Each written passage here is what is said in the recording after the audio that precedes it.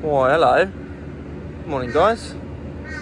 If there's anything I've learnt in life, is go out and make a bunch of mistakes and then share them so other people don't have to. So today I've been working on an epoxy resin table, and I thought I'd share with you a few tips and a bit of progress. So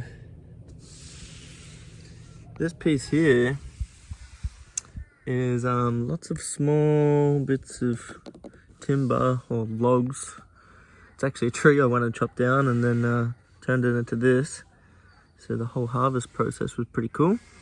So tip number one, I just cut all these at really random sizes. I mean, they're all kind of close, but I was just like, good enough. It's going to be covered in resin, whatever.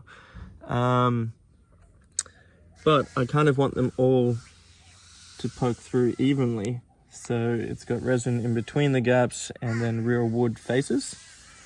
My mistake being all different sizes. Some are sunk under there, some are popped out, and some are raised.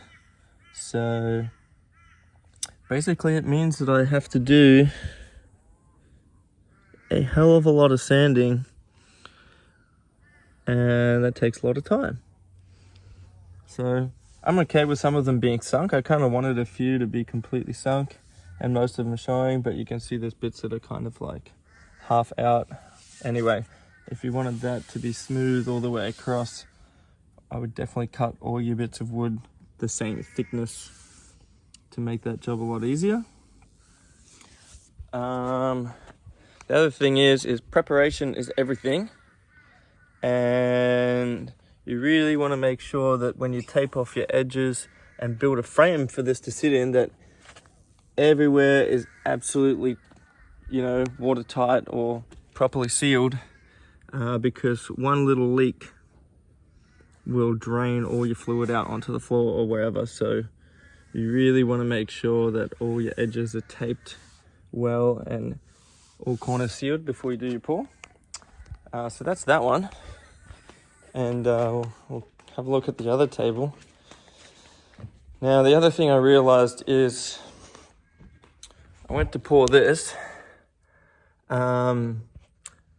First thing, I hadn't sealed all the holes in the backside where some of the wood grain had split and gone through. So a lot of my resin ended up on the floor and on the underside of this, which is chaos. So I wasted quite a bit of resin. The other thing was, because this table hadn't been machined flat, basically it's, thicker here than it is here, and then it dips down a little bit. So it was really hard to have the table flat and pour the resin, because it wanted to roll into that one, and this one was on a different angle than this one. So basically I had to pour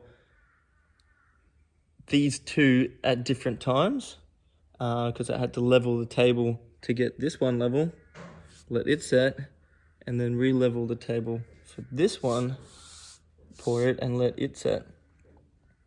So that was a difficult process. Had the table been perfectly flat and machined, everywhere would have been level and the epoxy would have sit where I wanted it to. So that was a challenge. Challenge number two, just wet this so you can see. Wow, look at that. Put some light on there too.